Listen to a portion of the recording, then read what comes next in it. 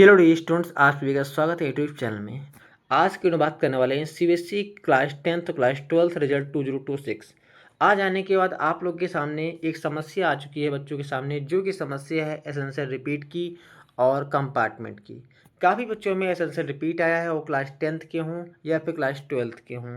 तो हम बात करने वाले हैं इन बच्चों को क्या करना है, जिनके में एसेंशियल रिपीट है और जिनके में कंपार्टमेंट है, उन बच्चों को अगला स्टेप क्या करना है। तो आपको बता दूं अब क्या करना है आपको, और फॉर्म कब तक आएगा, किन सब्जेक्ट का आपको पेपर देना होगा, कितने सब्जेक्ट का आपको पेपर देना होगा, आज की वीडियो में आपको हम यही बताने वाले हैं।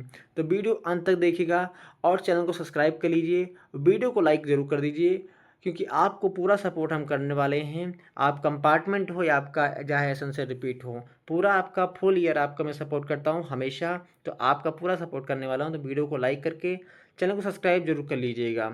हम बात करते हैं सबसे पहले कि प्राइवेट कैंडिडेट और रेगुलर कैंडिडेट क्या होते हैं। दो तरीके के बच्चे होते हैं, एक तो प्राइवेट कैंडिडेट होते हैं, आपको बता देता हूँ, एक तो प्राइवेट स्टूडेंट होते हैं और दूसरे बच्चे जो कि होते हैं रेगुलर कैंडिडेट। देखिए, अगर प्राइवेट कैंडिडेट में कंपार्टमेंट लिखा हुआ है, COMP लिखा हुआ है, तो ये बच्चे ऑनलाइन फॉर्म अप्लाई कर पाएंगे। ये बच्चे फॉर्म इनका ऑनलाइन अप्लाई हो जाएगा।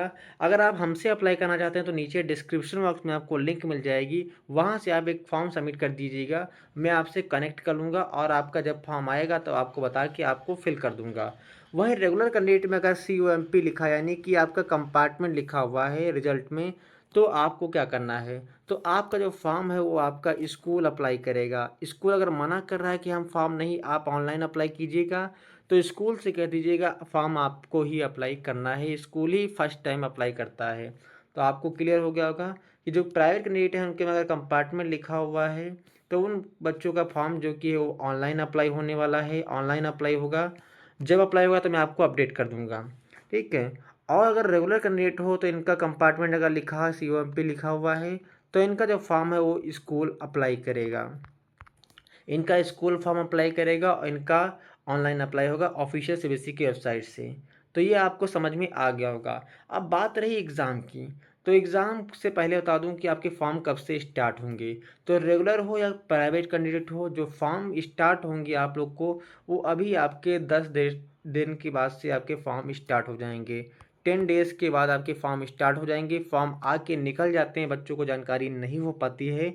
तो आप लोग से रिक्वेस्ट है कि जो बच्चे इंटरेस्टेड हैं हमसे फॉर्म फिल कराने के लिए, वो बच्चे हमें फॉर्म को ज़रूर फिल कर दें, जो कि आपको डिस्क्रिप्शन बॉक्स में फॉर्म मिल जाएगा। उसको भरना कतई भी मत भूलिए आप लोग। अब मैं आपको बता देता हूँ कि प्राइवेट कैंडिडेट और रेगुलर कैंडिडेट में क्या अंतर होता है और आपको कैसे पता करना है कि आप प्राइवेट कैंडिडेट हो या रेगुलर कैंडिडेट हो। देखिए, प्राइवेट कैंडिडेट में जो है स्कूल के नेम की जगह पे यहाँ पे प्राइवेट कैंडिडेट लिखा होगा। जो स्कूल का नाम लिखा होता है उसके जगह पे यहाँ पे प्राइवेट कैंडिडेट लिखा होगा। यहाँ पे स्कूल के नेम की जगह पे फादर का नेम होता है सबसे पहले, और फिर उसके बाद होता है स्कूल नेम। तो स्कूल के नेम की जगह पे प्राइवेट कैंडिडेट अगर आप में लिखा है, तो जो आप कंपार्टमेंट अगर आप में है, तो आप ऑनलाइन फॉर्म आपका फिल होगा। आप हमारे थ्रू फिल करा सकते हो और आप खुद से भी फिल कर सकते हो। और अगर आप में एसेंशियल रिपीट लिखा हुआ है, प्राइवेट कैंडिडेट थे, एसेंशियल रिपीट लिखा हुआ है आप में, तो आपको क्या करना है, तो आपको क्या करना है, आपका फॉर्म फिल होगा जो कि ऑनलाइन होगा। एसेंशियल रिपीट अगर किसी बच्चे में भी लिखा हुआ है, जो चाहे बच्चा रेगुलर कैंडिडेट हो या फिर प्राइवेट कैंडिडेट हो, उसका फॉर्म ऑनलाइन ही फिल होगा, स्कूल से कोई मतलब नहीं है। ठीक है, इतनी बात समझ में आ गई होगी आपको।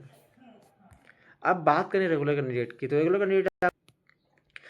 कैंडिडेट आपको यहाँ पे देखने को मिल रहा होगा, ये फादर नेम्स के नीचे आपका जो स्कूल नेम होता है वहाँ पे स्कूल आपका नेम लिखा होता है। और अगर आप में एसेंशियल रिपीट है तो जो आपका फॉर्म है वो हम लोग के थ्रू फिल होगा, वो भी ऑनलाइन आपका फिल होने वाला है। लगभग बहुत बच्चे कमेंट करेंगे कितना इसमें खर्चा आ जाने वाला है, तो मैं आपको बता देता हूँ इसमें चार्ज जो लगने वाला है। जो प्राइवेट कैंडिडेट होते हैं, जो रेगुलर कैंडिडेट होते हैं, तो चार्ज बिल्कुल आपका बता देता हूँ सेम ही लगता है।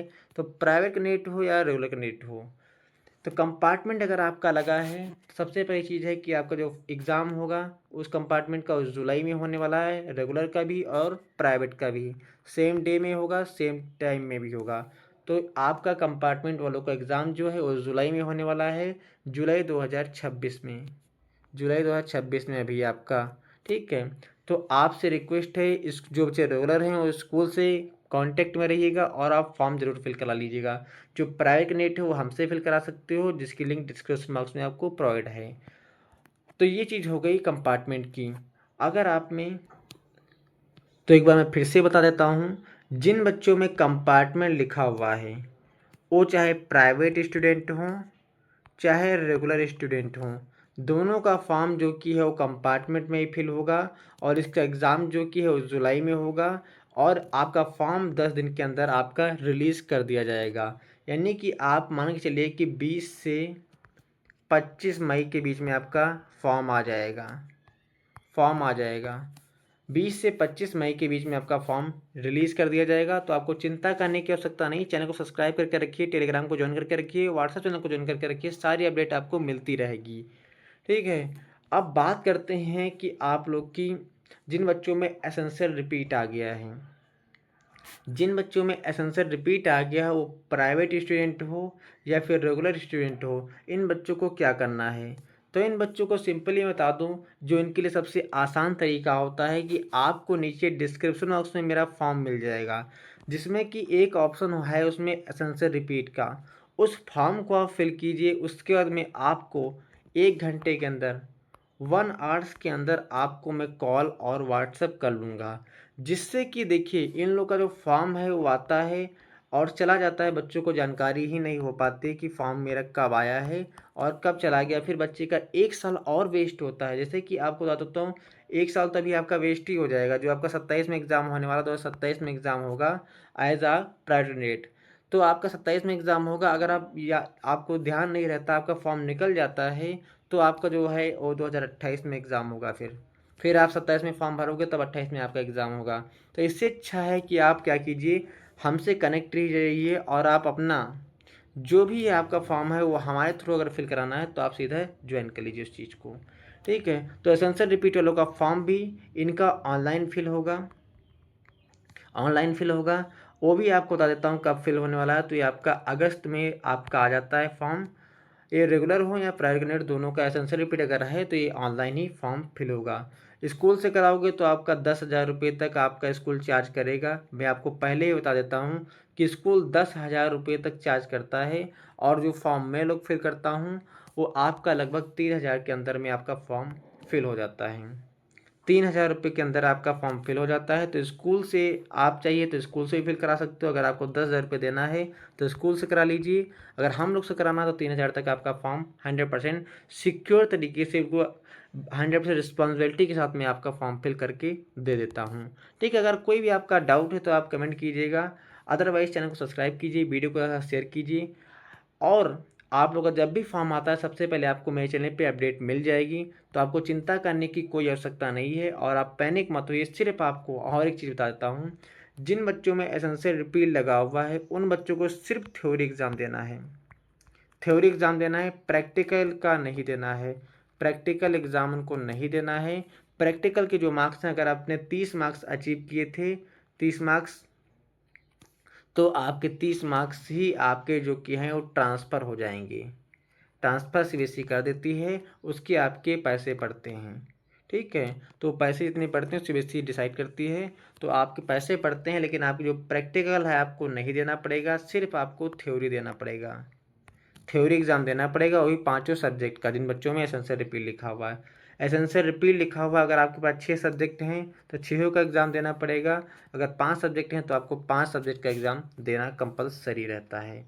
ठीक है, तो आज की वीडियो में इतना ही। मिलते हैं किसी और वीडियो में। तो जय हिंद, वंदे मातरम। वीडियो अच्छी लगी तो वीडियो को लाइक कीजिएगा, चैनल को सब्सक्राइब करना कतई मत भूलिएगा। जय हिंद, वंदे मातरम।